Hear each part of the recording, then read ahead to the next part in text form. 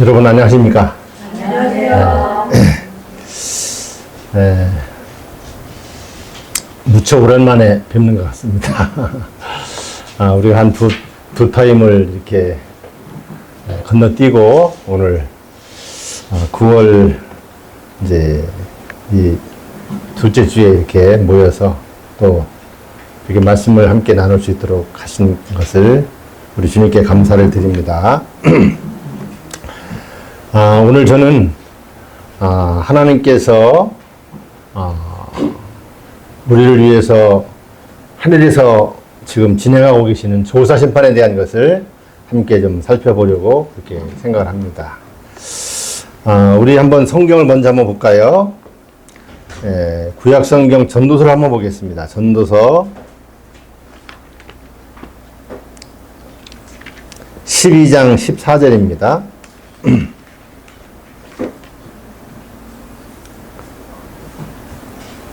하나님은 모든 행위와 모든 은밀한 일을 선악간에 심판하시리라. 여러분 잘 아는 말씀이시죠?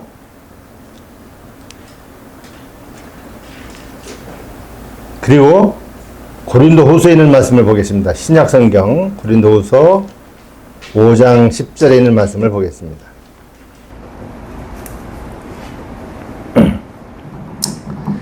이는 우리가 다 반드시 그리스도의 심판대 앞에 드러나 각각 선악간에 그 몸으로 행한 것을 따라 받으려 함이라.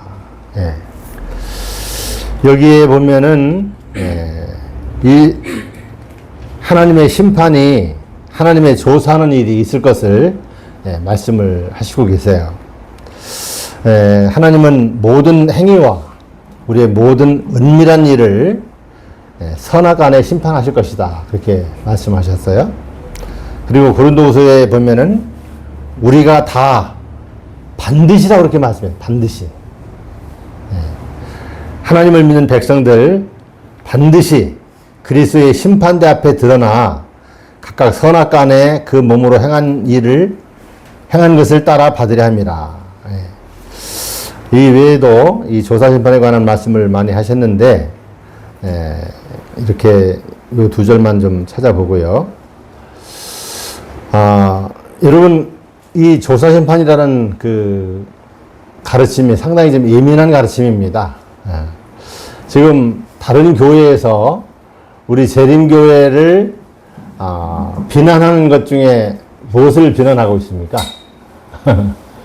이 조사심판을 비난하고 있어요. 우리 재림교회는 잘못되었다. 왜 그러냐? 조사심판이라는 것이 성경에 그런 단어도 없는데 단어를 만들어 가지고 조사심판을 하게 한다. 그렇게 하고 있죠. 그러나 우리는 이 조사심판이라는 것이 하나님께서 의인들을 선별해서 이제 의인화시켜서 예수님의 재림의 때 부활시켜서 하늘로 올라가고 하는 데 있어서 아주 중요한 내용이고 또 하나님을 믿노라 하는 사람들의 모든 삶에 나타난 일들을 다 조사하셔서 그 사람이 구원을 받을 수 있을지 구원을 받지 못할지를 하나님께서는 다 엄밀하게 조사하신다는 그런 말씀이 있으십니다. 우리 재림 성도들이 참 이 하나님의 조사심판에 대한 것을 잘 이해하고 또 그 엄숙한 것을 참 우리가 알게 된다고 하면은 우리의 삶이 좀 하나님 앞에나 사람 앞에나 변화된 삶을 살지 않을까 하는 생각을 해봅니다. 여기 대쟁투 488페이지에 보면 이런 말씀 하셨습니다. 하나님의 백성들은 성소 문제와 조사심판에 관한 문제들을 분명히 이해해야 한다. 어떻게 이해해야 한다고요? 무슨 문제를? 조사심판에 관한 문제, 또 성소 문제, 이것을 분명히 이해를 해야 한다. 그렇게 말씀하셨어요. 그렇지 못하면 저들은 이 시대에 필요한 신앙을 활용하거나 하나님께서 저들에게 차지하기를 바라시는 그 위치를 채우지 못하게 될 것이다. 그렇게 말씀했습니다. 참 이 조사 심판에 관한 이 가르침이 성경 전체의 맥을 이루고 있는 중요한 가르침이고, 또 이것을 누가 제일 싫어할까요? 사탄이 싫어하죠. 그래서 사탄이 이 가르침을 백성들에게서 가려버리고 눈을 멀게 해버리고, 그래서 이해를 하지 못하게 하고 마음대로 살고 마음대로 그렇게 자행자재하게 해서 그들로 하여금 그 성소에서 진행되는 조사심판에서 구원에 합당한 자로 서지 못하게 하는 것이 사탄의 목적이라는 것을 우리가 알 수가 있어요. 그래서 우리는 이 성소 문제와 조사심판에 관한 문제들을 분명히 이해를 해야 한다는 것이죠. 분명히. 그래서 우리는 하나님의 은혜를 힘입고 또 우리 자신들이 하나님 편에 항상 서면서 하나님의 모든 분부하신 말씀들을 기쁨으로 따라가면서 우리가 살아갈 때에 우리는 하나님 앞에 이제 최종적인 그런 의로운 자로 설 수 있다는 것을 이렇게 말씀을 하십니다. 자, 여러분, 이 조사심판은 언제부터 시작이 되었을까요? 여기 이런 말씀을 하셨어요. 심판을 위하여 작정된 그 2300일이 마치는 1844년부터 죄의 심사와 죄들을 조율하는 사업이 시작되었다. 그렇게 말씀하셨어요.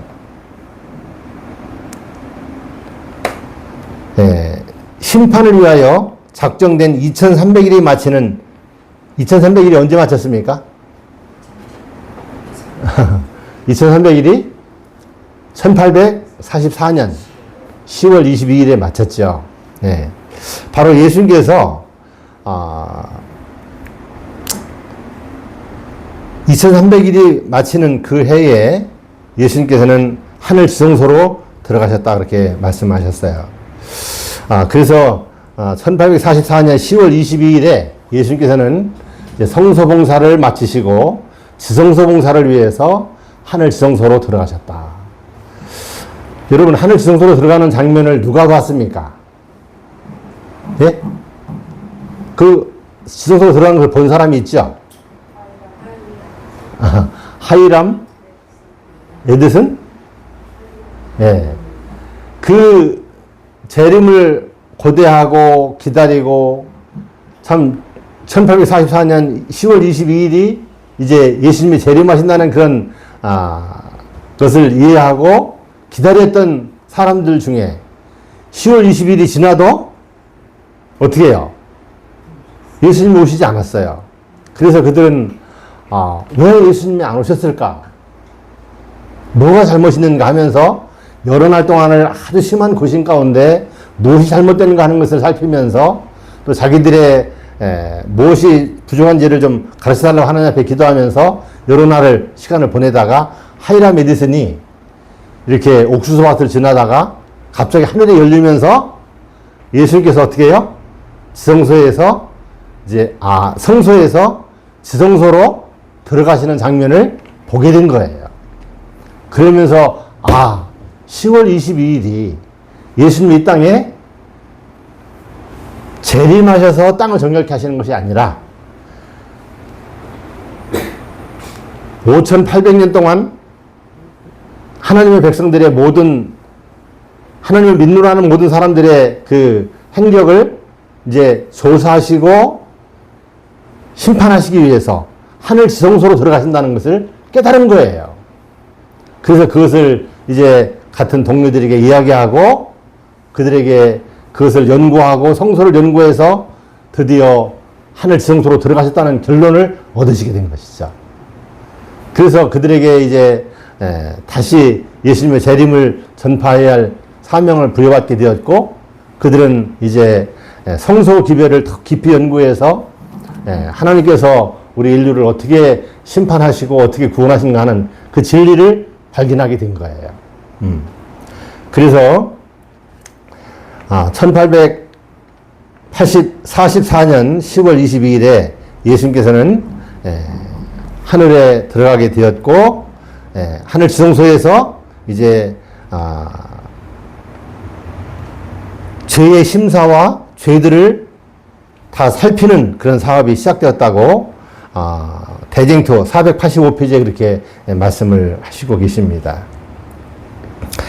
여기 또 한 번 그 시간을 얘기했는데 여기 가리법은 기별 1권 125페이지에도 1844년에 대제사장이신 그리스도께서는 하늘 지성소에 들어가셔서 조사심판을 시작하셨다 그렇게 말씀하셨어요. 여러분 조사심판이 언제 시작되었다고요? 1844년 10월 22일부터 예수님께서 하늘 지성소로 들어가셔서 하늘 지성소에 그 조사심판을 시작하셨다고 하는 것을 이렇게 화입분기서는 여러 번 적어놓고 계시고 우리에게 그걸 분명하게 해주고 계시는 것입니다. 그러면 이 조사심판을 하시는데 조사심판에서 조사를 하는 대상은 누구인가? 하나님을 믿노라 하는 사람이 있고 하나님을 믿지 않는 사람들이 있죠. 믿지 않았던 사람들은 그때의 조사의 대상이 안 됩니다. 그래서 하나님을 믿노라고 하는 사람들의 믿음을 가졌다고 하는 사람들의 그 생애를 다 조사하게 되는 거예요. 이것은 아담 하와가 아마 제일 처음에 조사 대상이 됐겠죠. 아담 하와로부터 그 후에 모든 세상에 살았던 하나님을 믿노라 하던 사람들의 모든 생애들을 조사하시고 하나님께서 심판하시게 되시는 거예요. 그래서 여기 이것을 또 이렇게 말씀하셨는데요. 대쟁투 486페이지에 그렇게 말씀을 하셨습니다. 상징적 의식에는 죄를 회개하고 고백함으로 하나님 앞에 나온 사람들, 곧 그들의 죄가 속죄 제물의 피를 통하여 성소로 옮겨진 자들만이 대속죄일의 봉사에 참여할 수 있었다. 마찬가지로 마지막 대속죄와 조사심판의 날에는 하나님의 백성이라 공언하는 사람들의 사건만을 다루게 된다. 하나님의 집에서 심판을 시작할 때가 되었나니 그렇게 말씀하셨죠. 악인들의 심판은 완전히 구분되어 있으며 그것은 후에 진행된다. 요한계시록 20장 7절로 10절에 보면은 이제 구원받지 못한 악인들이 천년 후에 재림부 천년 후에 이제 심판하는 그 장면이 나오죠. 그리스도의 이름을 불러온 모든 사람들의 엄숙한 심판을 거쳐야 한다. 그렇게 말씀하시고 계십니다. 그래서 이 조사심판의 대상은 하나님의 백성들 뿐이에요. 하나님을 믿노라는 사람들이 이제 그 심판에 들어가게 되는데 그 심판에서는 하나님께 간합하심을 받는 사람들도 있고 그 하나님의 간합하심을 받지 못하는 그런 사람들도 있다는 것이죠. 그래서 모든 사람들의 생애가 다 엄밀히 조사되어서 하나님께서는 그 사람들이 과연 첫째 부활에 의인의 부활에 참여할 것인지 아니면은 악인의 부활에 참여할 것인지를 구별하셔서 그 구별되고 그 심판하신 것에 의해서 의인들은 언제 부활을 합니까? 예수님이 재림하실 때 첫 번째 부활에 부활을 하고 또 악인들은 그 첫째 부활에 참여하지 못하는 하나님을 믿노라 하면서도 건성으로 믿고 잘못 믿었던 사람들은 이제 악인의 부활에 천년 후에 참여하게 된다 그렇게 말씀하셨어요.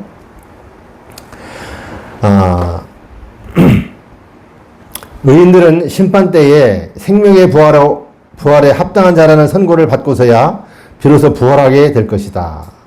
여기 대쟁투 482페이지에 그렇게 말씀하셨는데요. 요한복음 5장 29절에는 무슨 말씀이 있습니까? 선한 일을 행한 자는 생명의 부활로 나온다 그렇게 말씀했죠. 첫째 부활에 그렇게 부활할 것을 말씀을 하셨어요. 그래서 의인들은 심판 때에 생명의 부활에 합당한 자라는 선고를 받고서야 그렇게 받은 자들만이 첫째 부활에 참여할 수가 있게 되는 거예요. 그러니까 아무나 그냥 예수를 믿었다고만 하면은 구원해 주시는 게 아니고 하나님께서는 이렇게 엄밀하게 조사를 하신다는 것이죠.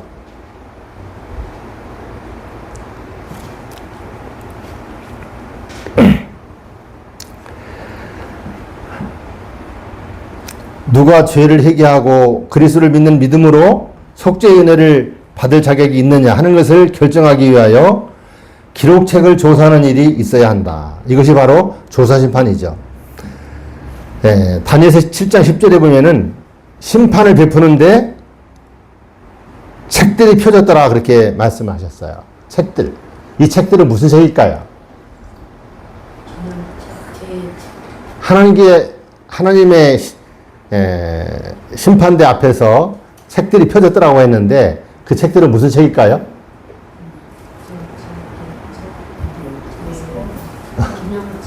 기록책. 또 생명책이 있죠. 그래서 생명책에 끝까지 이름이 기록되고 남아있는 자들은 구원을 받게 되는 것이고 또 그들의 그 기록에서 하나님을 믿느라고 하면서 마음대로 살고 하던 사람들의 죄들은 하나님께서 용서를 하지 못하신다는 것을 말씀하고 있는 것이죠. 그러므로 성소의 정결에는 조사하는 일, 곧 심판하는 일이 포함되어 있다. 그렇게 대쟁투 421페이지에 기록을 하고 있습니다. 여러분, 그러니까 이 조사 심판이 참 중요합니까? 중요하지 않습니까? 아주 중요합니다.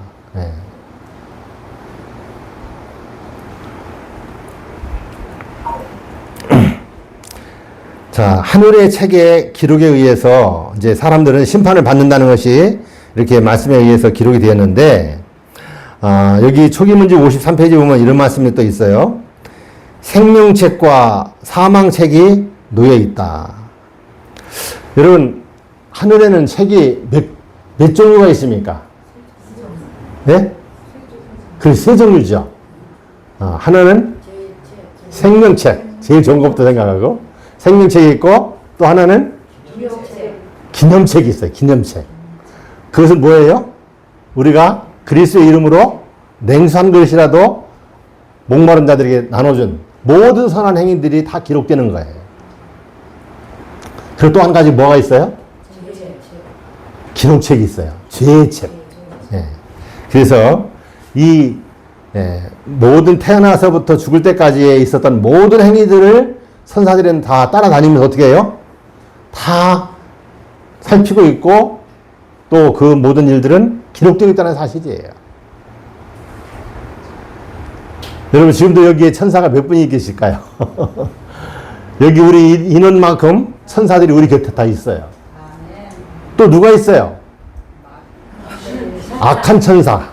악한 천사들도 우리 한 사람 앞에 하나씩 다 이렇게 서서 우리의 모든 삶들을 죄의 길로 유혹하고 이끌려고 노력하고 있는 거예요. 여러분, 그러면 악한 천사가 숫자가 몇 명이나 될까요? 악한 천사가. 네? 하늘 천사의 3분의 1이라고 그랬는데 그 3분의 1이라는 숫자가 얼마나 될까요? 천천만만이니까. 여러분, 우리 지금 지구상 인구가 얼마입니까? 82요? 네, 80억을 넘죠. 80억을 넘고 있는데, 그러면은 이 80억의 모든 사람에게 누가 따라다니고 있어요? 악한 천사. 또 하나님의 천사가 따라다니고 있어요. 그러면은 이 악한 천사의 숫자가 80억이 넘는다는 거예요. 그렇죠? 네. 참 어마어마한 천사들의 숫자가 타락한 것이죠.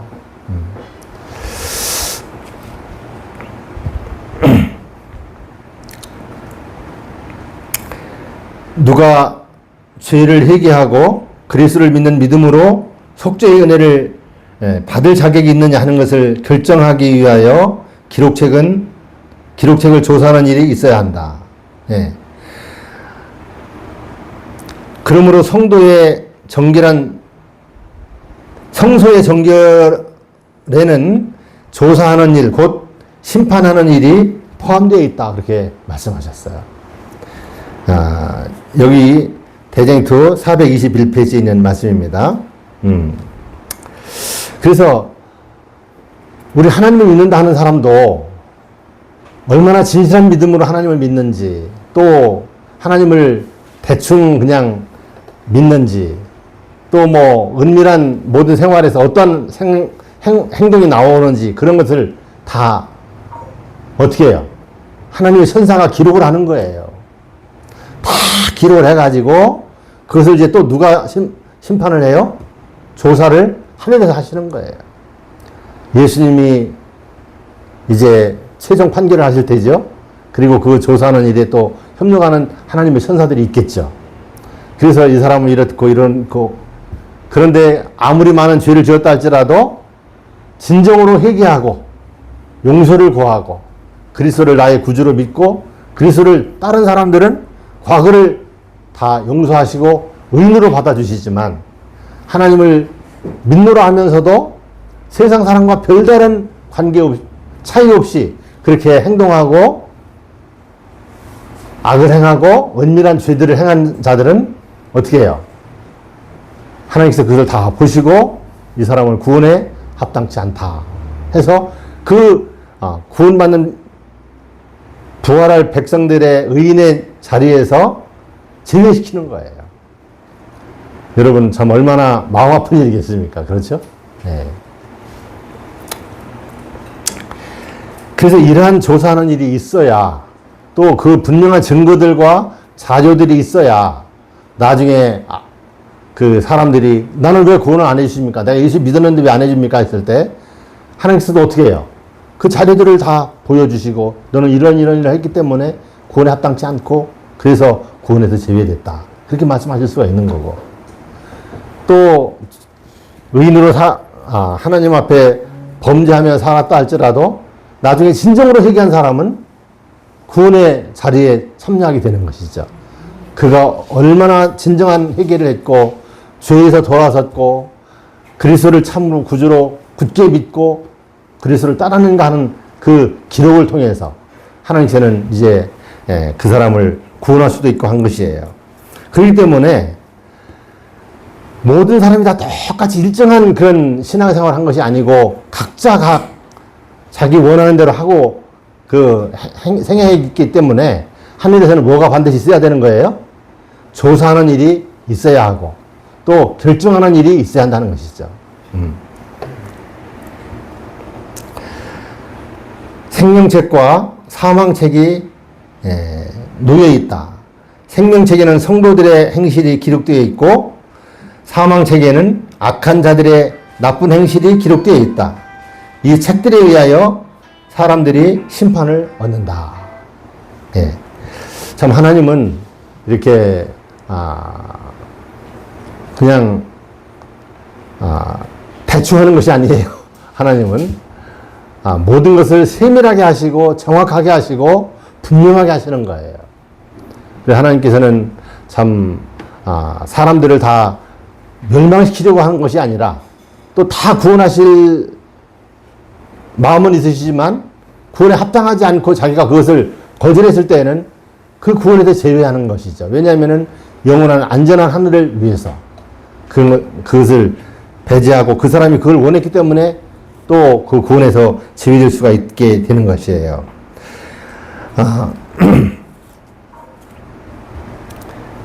그래서 여기 이런 말씀을 하고 계십니다. 시대이서망 556페이지인데요.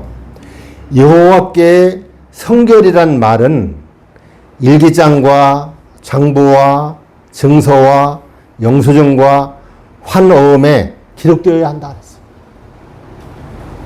여호와 앞에 성결함을 입은 자들, 하나님 앞에 간합하심을 입을 자들은 어떻게 해요?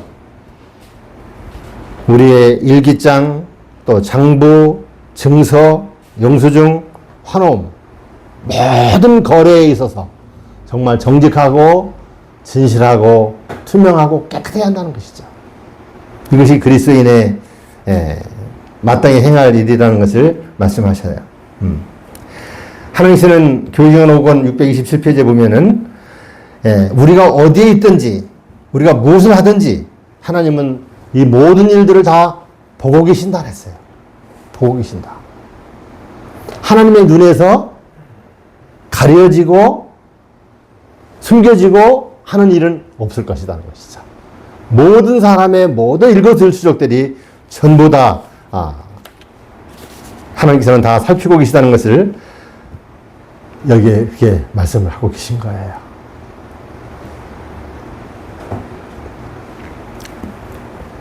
여기 또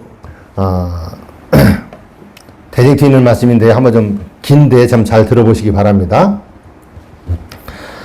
하늘의 세계는 각 사람의 이름 아래 모든 악한 말, 모든 이기적인 행동, 모든 태만과 불신과 견책을 등한히 한 것, 시간을 낭비하고 기회를 놓친 것, 선하거나 악한 감화를 끼친 것들이 천사에 의해 기록된다. 심판 때에는 하나님의 율법이 심판의 기준이 되고 이것에 비추어 사람의 품성과 생애가 심판된다. 마태복음 22장 11절로 13절에 그렇게 말씀하셨죠. 심판을 받고 합당히 여김을 입은 자들이 의인의 부활에 참여할 것이다. 심판 때에는 기록한 책들을 펴고 예수님을 믿는 모든 사람의 생애를 조사한다. 그 이름들 중에는 받으시는 바 되는 이름도 있고 거부하시는 바 되는 이름도 있다.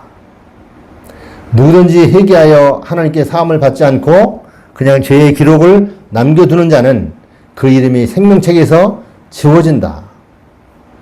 그러나 진심으로 죄를 회개하고 그리스도의 의로 말미암는 속죄를 믿는 자에게는 하늘책에 기록된 저들의 이름 아래 용서받았다는 말이 기록된다. 그리하여 저들은 그리스도에 의해 참여하는 자가 되고 그 품성이 하나님의 율법과 부합된 자인 것이 나타나면 저들의 죄는 도말되고 영원한 생명을 받기에 족한 자가 된다. 여러분 이 말씀의 의미를 이해하시겠습니까? 네.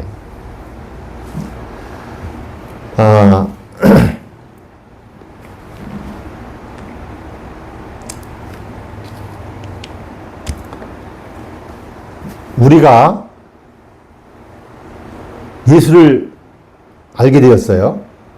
그리스도를 통해서 우리의 죄를 사함받고 그리스도를 구주로 믿으면 우리가 이제 구원을 받는다는 이 가르침을 들어요. 우리 전도하면 그 소리를 듣죠. 그래서 내가 그런 죄인이었는가? 내가 그 죄를 해결할 수 있는 길이 있네? 용서받을 수 있는 길이 있네? 또 내게 도움을 주시는 그분의 은혜를 힘입어서 하나님의 말씀에 순종하면서 거룩한 생애를 할 수가 있네? 하는 것을 알게 되죠.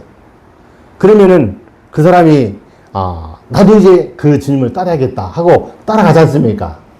그래서 그 사람이 진정으로 회개하고 그리스도의 일을 받아들이고 그리스도를 개인의 구주로 믿고 따라가면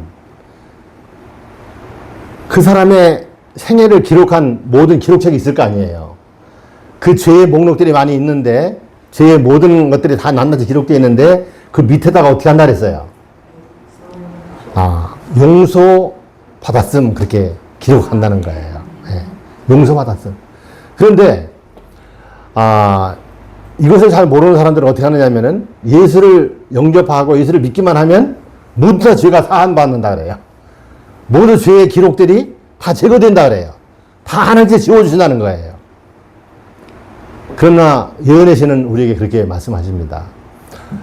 먼저 그 사람의 회개하고 죄를 자복하고 그리스도를 참으로 구주로 믿고 이제 하나님의 말씀을 따라 살기로 결심한 그런 사람의 이름 밑에 뭐라고 기록된다고요?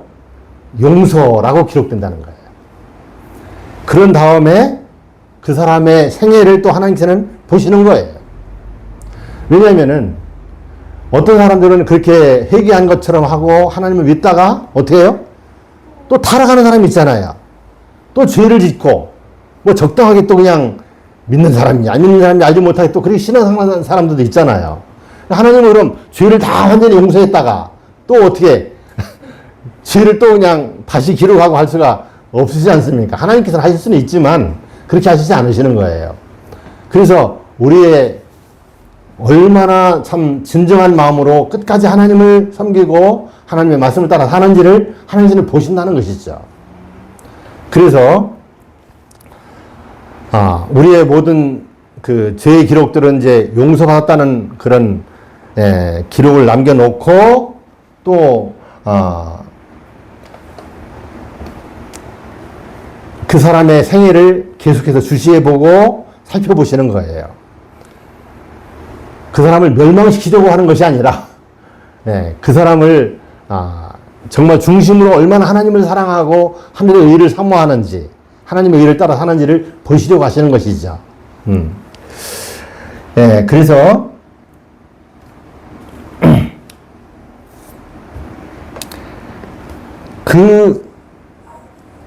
저들은 그리스도에 의해 참여하는 자가 되고 그 품성이 그 율법과 하나님의 율법과 부합된 자라는 것이 나타나면 저들의 죄는 도말되고 영원한 생명을 받기에 족한 자가 된다, 그렇게 말씀하셨어요. 그러니까 이 사람이 이제 그리스도를 영접하고 생애를 쫙 봤을 때 정말 하늘의 의를 사모하고 하나님의 뜻을 따라 살기로 결심하고 또 그렇게 생애가 완전히 이루어졌을 때 하나님께서는 그 사람의 죄를 어떻게 해요? 도말하신다는 거예요. 그것을 누구만이 하실 수가 있겠어요? 하나님께서만 하실 수 있죠. 그 어떤 상황이 되어도 하나님의 뜻을 따라 살기로 결심하고 살아가는 것을 보시고 하나님께서는 그렇게 하신다는 거예요. 그러니까 우리가 죄의 기록이 용서받았다는 말이 기록되는 시점하고 또 우리의 죄가 완전히 도말되었다는 그 시점이 다르다는 것이죠. 그러니까 우리가 이것을 잘 알고 우리는 어떤 사람이 되어야 되겠어요? 하나님 앞에 죄의 도말함을 받는 자들이, 죄의 기록이 완전히 도말되어서 하나님께서 너는 나의 백성이라고 하면서 나의 생명체에 영원히 기록한다고 하는 그런 사람으로 인정되는 것이 중요하죠. 자, 계속 한번 읽어볼게요. 조사심판이 마치는 때에는 전 인류의 생사의 운명이 결정되는 것이니 은혜의 시기는 그리스도께서 재림하시기 조금 전에 마친다. 그러므로 깨어있으라. 그가 호련히 와서 너희의 자는 것을 보지 않도록 하라. 깨어있기를 게을리하고 마음을 세상 편으로 행하는 자들의 상태는 실로 위험하다.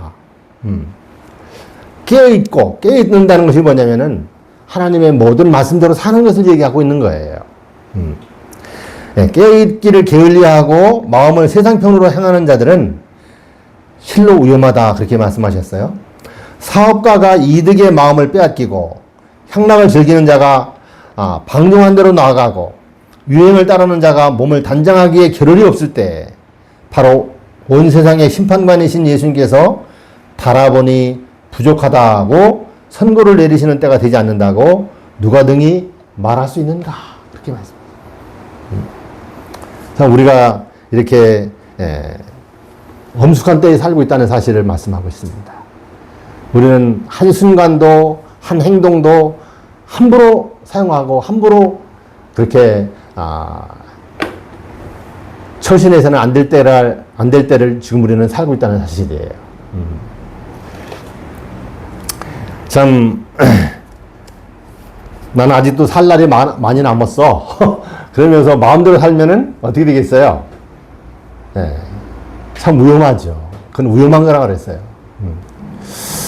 우리는 많이 남았던지 많이 남지 않았던지 간에 우리는 하나님의 이 놀라운 진리를 안 이상, 또 우리를 위해서 지금 하늘에서 우리가 의를 행하고 하나님의 말씀에 순종하기를 바라시고 우리를 그렇게 인도하시는 하나님의 섭리를 생각하면서 우리가 참 하나님의 뜻을 따라 살아가는 것이 가장 안전한 것이라는 것을 우리에게 말씀하고 있죠. 우리는 정말 한 번이라도 어떤 작은 유익과 또 아니면 큰 유익과 어떤 이득과 어떤 더 나은 것을 얻기 위해서 타협하거나 죄에 탐닉하는 일을 해서는 안 된다는 것을 말씀하고 있는 거예요. 우리의 모든 의복이나 뭐 유행하는 것이나 우리가 돈을 사용하는 것이나 우리가 어떤 방종하는 것, 이런 것들을 절대 우리는 용납하지 말아야 한다는 것을 말씀하고 있는 것입니다. 우리는 정말 하나님 앞에 사는 것처럼 모든 일에 있어서 참 하나님의 뜻을 따라 매일매일 살아가는 것이 가장 안전하다는 것을 그렇게 말씀을 하고 계셔요. 여러분, 하나님께서는 우리에게 또 정직하기를 원하고 계십니다. 여기 이 말씀을 좀 들어보세요. 모든 상거래에 있어서, 상거래, 이제 장사하고 하는 거래에 있어서 엄격하게 정직하라. 가장 작은 일에도 결코 속이거나 거짓말하지 말라. 성경은 가장 강력한 말투로 모든 거짓된 거래, 부정직 등을 규탄한다. 그렇게 말씀했어요. 모든 부정직들, 이것은 하나님께서 결코 용납할 수 없는 일이라는 것이고, 또 모든 거짓된 거래들, 속이고 하는 일들, 이런 일들을 하나님께서는 합당치 않다고 하시는 것을 여기에 말씀하시고 계신 것입니다. 우리는 투명하고 정직하게 행하는 일이 우리에게 있어야 한다는 것이죠. 모든 일에 있어서 정직해야 한다.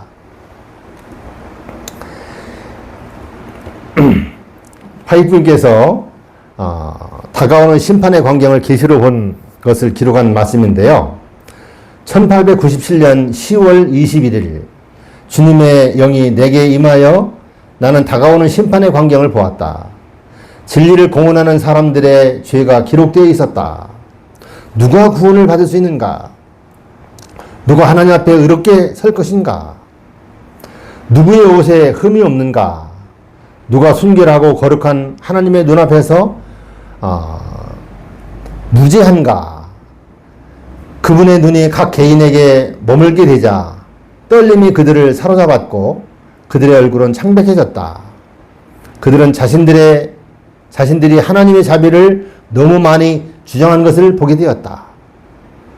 그때의 책은 닫혀지고 나는 내 자신이 아직도 땅에 있음을 보았고 하나님의 날이 오지 않았고 영혼을 위해 우리가 준비할 수 있는 고귀한 유예의 시간이 아직 우리에게 허락되어 있음을 말할 수 없이 감사했다. 교회정의 사과 384에서 387페이지는 말씀입니다. 여러분, 참 여기 아주 중요한 말씀이 있는데요. 그들은 자신들이 하나님의 자비를 너무 많이 주장한 것을 보게 되었다. 그렇게 말씀했어요. 뭐를 봤다고요? 네. 하나님의 자비만을 생각한 거예요. 하나님의 자비만을 생각하고 또 하나님의 자비만을 너무 많이 주장한 것을 보게 되었다. 요즘 대부분의 그리스도인들이 어떻습니까? 심지어는 우리 남원교회라고 하는 우리 재림교회 안에서도 요즘 어떻게 자꾸 흘러가고 있어요? 하나님의 사랑을 자꾸 이야기하고 있어요. 우리가 하나님의 사랑을 얘기해야지 희망이 있지, 사랑을 얘기하지 않으면 희망이 없는 것은 사실이죠. 그런데 하나님의 자비를 우리가 자꾸 생각하고 해야지만서도 우리는 그 자비만을 의지하고 하나님의 사랑만을 의지하고 우리의 행동을 고치지 않는다고 하면은 위험하다는 것을 말씀하고 있는 거예요. 하나님 우리를 용서하시는 분이고 우리를 긍휼히 여기시는 분이고 우리를 사랑하시는 분이기 때문에 우리가 이런 거 좀 잘못 행한다 할지라도 다 용서하시고 끝내는 다 구원해 주신다 하는 그런 생각들, 이런 것들은 아주 위험한 것이라는 것을 말씀하고 있는 거예요. 여러분, 우리 장로교에서는 어떤 가르침이 있습니까? 우리가 그것을 자세하게는 알지 못하지만 장로교에서는 그런 일이 있다. 한 번 하나님께서 택하셔서 구원받으면 영원히 구원받는다는 거예요. 그래서 그 사람이 한 번 택함 받아서 하나님의 구원에 참여한 자면은 그 사람이 타락하고 잘못된 길을 갈지라도 하나님은 그 사람을 잊지 않고 그 사람이 끝내 하나님 앞에 돌아와서 하나님 앞에 구원받는 자로 살게 하신다는 것이죠. 그럴 것 같으면은 우리 인류들을 하나님께서는 왜 이렇게 에덴 동산에서 쫓아내시고 참 6천년이란 긴 세월 동안 죄악의 참상들을 느끼고 고생하고 눈물을 흘리면서 살게 했을까요? 여러분, 우리가 하나님의 백성들이 어두움 속에 빠지게 되는데 그 어둠이 무슨 어둠이냐면은 하나님의 성품에 대한 오해의 어둠이라고 했어요. 그 성품에 대한 오해의 어둠이 뭐냐? 하나님의 성품을 잘못 알고 하나님의 상품을 오용해서 그냥 자기들 마음대로 사는 거예요. 그래서 하나님을 믿노라고 하면서 생활은 믿지 않는 사람이나 별다를 바가 없이 똑같이 생활하는 그런 삶을 사는 것이죠. 그러면 어떻게 됩니까? 그 사람은 결국 죄와 함께 멸망을 당할 수밖에 없는 거예요. 그래서 우리는 참 하나님에 대한 그 알미 참 중요합니다. 그래서 영생은 곧 유일하신 참 하나님과 그의 보내신 자 예수 그리스도를 아는 것이라 그렇게 말씀합니다. 요한복음 17장 3절에 그렇게 말씀했죠. 하나님을 알고 하나님이 어떤 분이라는 것을 알고 그분의 뜻에 따라 살아가는 것, 이것이 참된 그리스도인의 삶이고 하나님을 아는 백성들의 그 생애가 되어야 한다는 것을 말씀을 하신 거예요. 그리고 우리는 절대로 자행자지하고 우리가 함부로 행동하는 일을 해서는 안 된다는 것을 말씀을 하고 있는 것입니다.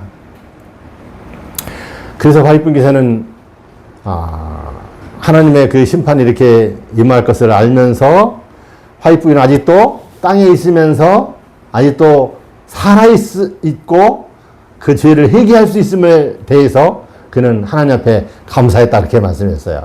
여러분들도 하나님 앞에 감사하시기를 바랍니다. 지금 우리가 살아있는 것을 인해서 감사하시길 바랍니다. 이제 우리는 어떻게 살아야겠어요? 이제는 하나님의 뜻을 더 밝히 알고 그것이 성령 연구예요. 그리고 하나님 앞에 기도하면서 하나님의 말씀대로 살아가는 삶이 우리들의 삶 속에서 이루어져야 한다는 것이죠. 네. 사탄은 우리를 어떻게 해요? 계속해서 우리를 그 정도면 돼. 그렇게 살면 돼. 하나님은 사랑의 하나님이라 너희들을 다 용서하시고 다 모든 것을 덮어주시고 하니까 그렇게 살으라고만 하는 거예요. 우리 현실을 만족하게 생각하게 하고 현실에 그냥 안주하게 하는 일을 하는 것이 사탄의 일이라는 것이죠. 그러나 우리는 하나님의 뜻을 밝히 알고 하나님의 뜻에 합당하게 살아가고 순종하는 것이 우리의 삶에 필요한 길이라는 것을 말씀을 하고 계십니다. 하나님의 사랑이 그분으로 하여금 죄를 묵인하게 하지 않는다. 그렇게 써요. 하나님은 우리를 끝까지 사랑하시지만 우리의 뭐를 묵인하지 않으셔요? 우리의 죄. 우리가 지은 죄를 묵인하지 않으신다는 거예요. 그 죄를 그들이 깨닫고 회개하고 그 죄에서 돌아서고 그 죄와 상관되지 않는 생애를 살기를 하나님은 원하시는 거예요. 그래서 히브리서 9장 28절에 무슨 말씀이 있습니까? 무슨 말씀이 있어요? 죄와 상관없이 그리스도의 다시 오심을 바라고 기다리는 자들에게 두 번째 나타나시리라 이렇게 말씀했어요. 죄와 상관없이 사는 것, 그것은 하나님의 모든 말씀에 하나님의 모든 계명에 온전히 순종하는 생애를 사는 삶이에요. 그것을 기쁨으로 여기고 생명처럼 여기고 살아가는 삶을 하나님께서는 받으시고 그런 사람들만을 구원해 주신다는 것을 말씀을 하고 계신 것입니다. 여기 실물교훈 316페이지에 그런 말씀을 하신 것이죠. 하나님의 사랑이 그분으로 하여금 죄를 묵인하게 하지 않는다 하는 말씀이 실물교훈 316페이지입니다. 참 중요한 말씀이에요. 그리고 대쟁투 436페이지에 심판에 설 준비를 하기 위하여 사람들은 먼저 하나님의 계명을 지켜야 한다.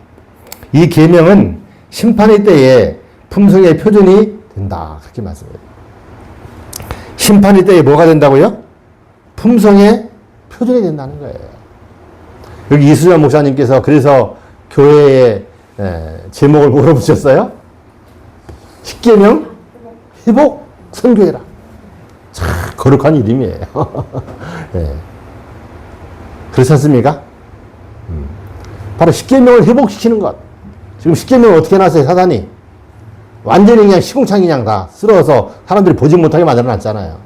보아도 그냥 대수롭지 않게 생각하는 그런 계명을 만들어놨어요. 그러나 이 십계명을 다시 회복시키고 모든 사람들로 하여금 그 십계명을 올바로 바라보게 하고 그 계명을 따라 살게 하는 것이 이 교회의 목적이에요. 하나님을 믿지 않는 사람들, 또 하나님을 믿는다 하면서도 안식일을 범하고 또 잘못 가르치고 하는 그런 교회들에게 이 엄숙한 메시지를 전해주고 있는 것입니다.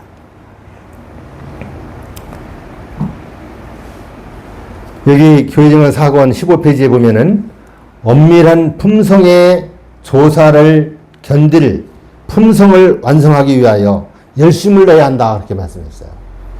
예, 우리는 하나님의 엄밀한 조사를 받게 될 터인데 그 조사에서 우리는 하나님 앞에 설 수 있는 자로 준비되기 위해서 열심을 내야 한다. 그렇게 말씀을 하시고 계십니다.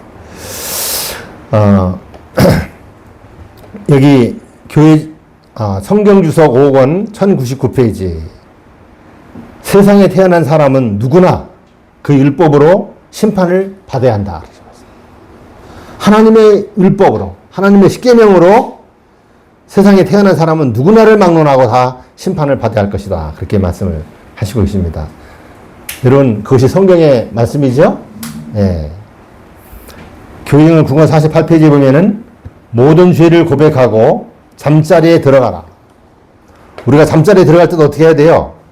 하루의 생애를 뒤돌아보고 하루의 생애의 모든 잘못된 것들을 하나님 앞에 용서를 구하고 또 모든 죄들을 다 고백하는 일이 필요하다는 것을 말씀하셨어요. 1844년에 우리가 주님을 만나고자 고대했을 때 우리는 이렇게 했다. 그렇게 말씀했어요. 1844년 당시에 재림을 기다리는 자들이 어떻게 했습니까? 그러나 하루의 모든 죄들을 다 용서를 구하고 그렇게 잠자리에 들었다. 그렇게 말씀하셨어요. 우리도 저녁에는 하루를 뒤돌아보고 잘못된 일이 있으면 다 하나님 앞에 용서를 구하는 일이 필요합니다. 그리고 진정으로 그 죄를 자복하고 그 죄를 고백하고 용서를 구하고 참 하나님의 은혜를 구하고 그렇게 잠자리에 들어야 하고 아직도 해결되지 않은 일이 있으면 그 다음 날이라도 또 다음에라도 그 사람을 만나서 그 대상에게 잘못을 고백하고 용서를 구하고 하나님 앞에나 또 사람에게 죄를 용서를 구하는 일이 필요하다는 거예요. 그래서 모든 죄들을 깨끗하게 정리하는 일이 필요하다는 것을 말씀을 하십니다. 회개하지 않고 버리지 아니한 죄는 용서를 받지 못하고 기록한 책들에서 도말되지 않을 것이다. 대쟁투 486페이지입니다. 이렇게 제가 말씀을 드리면 이건 뭐 제가 드리는 게 아니라 예언의 신에 있는 말씀을 이제 이렇게 소개해 드리는 건데 하나님의 선지자가 우리에게 이렇게 하신 말씀을 소개해 드리는데도 자꾸 너는 우리의 죄를 회개하고 죄를 버리고 죄를 참 정리하라고 하는 그런 말씀을 하면은 어떻게 생각을 합니까? 네? 너무 우리들을 죄인 만들지 말라. 우리를 너무 부담스럽게 하지 말라. 그렇게 얘기를 하죠. 그것이 부담스럽게 생각하는 것이 잘못입니까? 아니면 잘하는 일입니까? 잘하는 일이에요? 잘못하는 일이에요?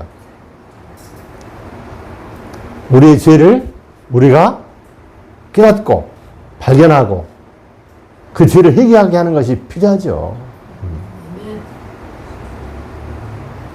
그렇습니다.